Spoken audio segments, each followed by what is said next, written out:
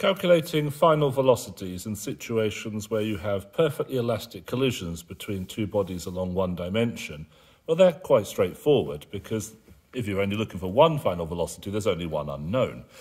In the equation for conservation of momentum, m1u1, that's the initial momentum of body 1, plus m2u2, that's the initial momentum of body 2, that's going to be the same as the sum of the final momenta of the two bodies.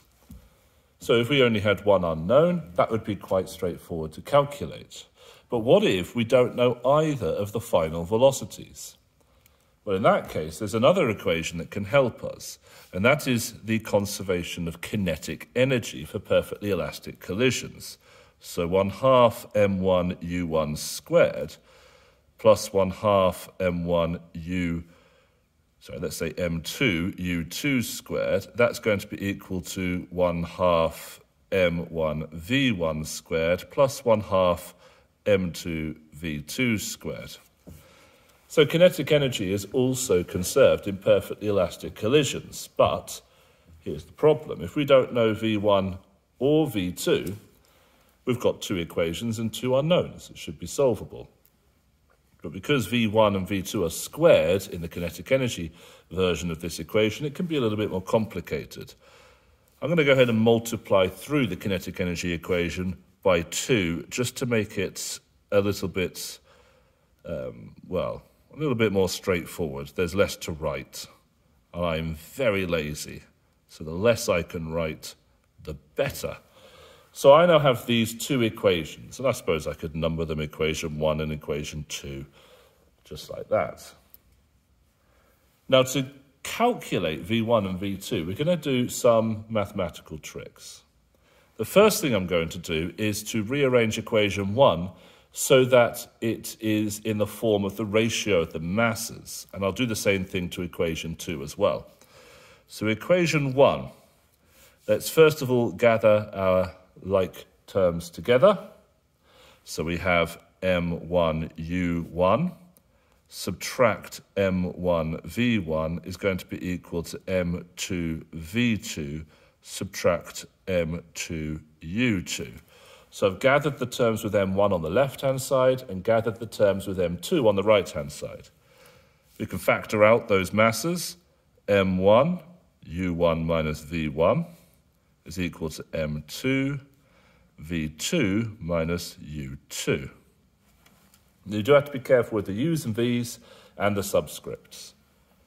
And now we just divide through by m2 and divide through by this bracket here to get m1 over m2 is equal to v2 subtract u2 divided by u1 subtract v1.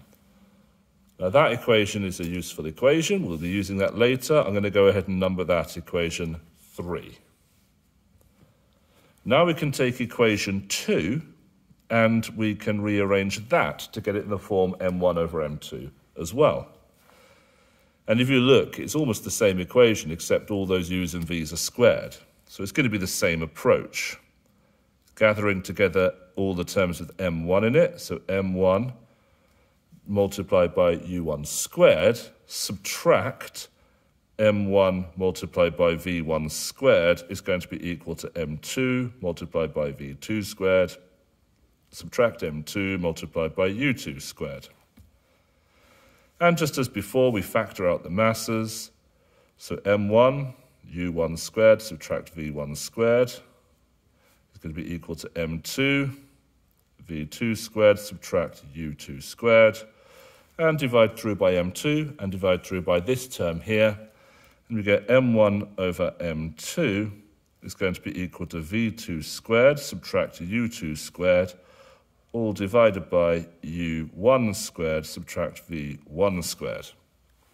We're going to go ahead and call that equation 4. So that's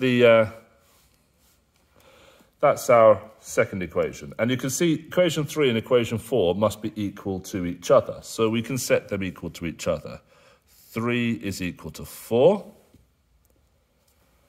So that means we have V2 minus U2 divided by U1 minus V1 is equal to V2 squared minus U2 squared, all divided by U1 squared minus V1 squared. Now at this stage, I'm going to multiply by these denominators to get it all on one line. So this equation is going to become V2 minus U2 multiplied by U1 squared minus V1 squared is equal to V2 squared minus U2 squared multiplied by U1 minus V1. I'm going to call that equation 5. So all I've done is multiply through by this term and multiply through by this term to get that, so it's all on one line. Now what we've got here is a difference of 2 squares, which you may remember from GCSE level. We take the difference of 2 squares equation and separate it out into 2 brackets. So that's going to become U1 plus V1, U1 subtract V1. If you don't believe that these two terms, these 2 brackets terms here multiplied together equals that, then try it out. We've got, let's get a second pen, U1 times U1, that's U1 squared, U1 times minus V1, U1 times V1, well those are going to cancel when you add them together, and then V1 times V1, V1 squared, but it's minus, so it's minus V1 squared. So that's how that works. Then we can do the same thing to the right-hand side. So we have V2 plus U2, V2 subtract U2, that's the difference of 2 squares term, and then U1 subtract V1. Now we can look and see if there's anything here that looks familiar. Well, we could divide both sides of our equation by U1 minus V1, and we can divide both sides of our equation by V2 minus U2. And what we are left with, after all of that, is U1 plus V1 is equal to V2 plus U2. Or we can rearrange that, and we can rearrange that to be U1 subtract U2 is actually equal to V2 subtract V1. Well, what is U1 subtract U2? That's the difference between the initial velocities. Go back to our original picture, difference between the initial velocities. And what we're saying is that the magnitude of that is the same as the magnitude of the difference between the final velocities, although because we're subtracting them in the other order, this will give us the opposite sign. What we're saying is that the speed that the 2 particles come together is the same as the speed that they move apart. But when they move apart, they're in the opposite direction. What we're saying is, if I consider myself to be stood on M1, so that's my reference frame, and I'm staying on that particular particle, then I see M2 move towards me and then move away from me at the same speeds. That's what I'm saying here. And kinetic energy is conserved. Fine. So now what we're going to do is use that equation and substitute it into equation number 1. Let's call it equation 6, just so we've got a nice label for it. So let's substitute that into equation 1. And that's not too difficult. So to substitute into equation 1 and get rid of V2, we're going to make V2 the subject. So that's going to be U1 subtract U2 plus V1. We're going to substitute that into that equation. And so this becomes M1 U1 plus M2 U2 is equal to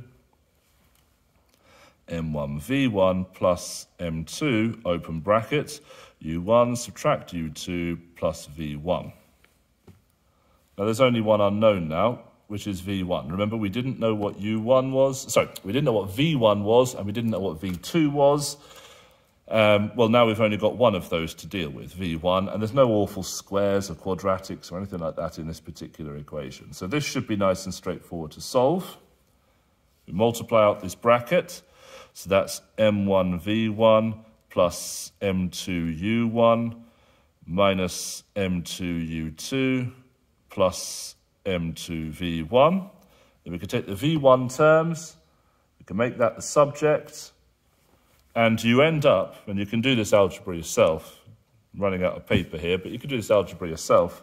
V1 will just equal M1U1 plus M2, open bracket, 2 lots of U2, subtract U1, all divided by M1 plus M2. And if you don't believe you can get from this line to this line, practice it yourself. It does follow.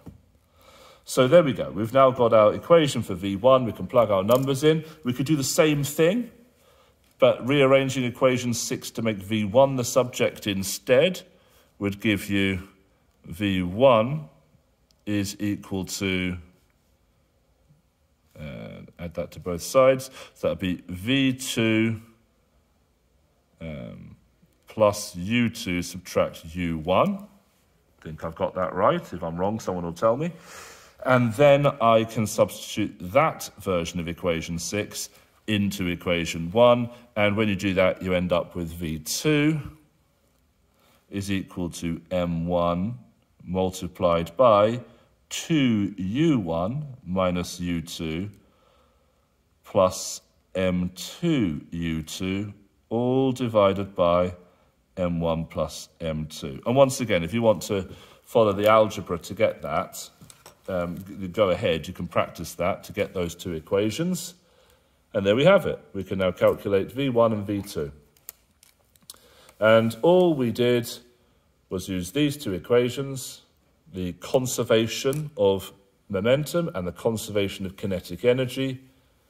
In doing this derivation, we also determined that the ratio of, let's highlight it in red, not the ratio, the difference in the initial velocities is the same magnitude as the difference in the final velocities, which is interesting. And we ended up with our equations for final velocity, for both final velocities, V1 and V2. I won't say it's easy peasy, but the only trick in here was using the difference of two squares.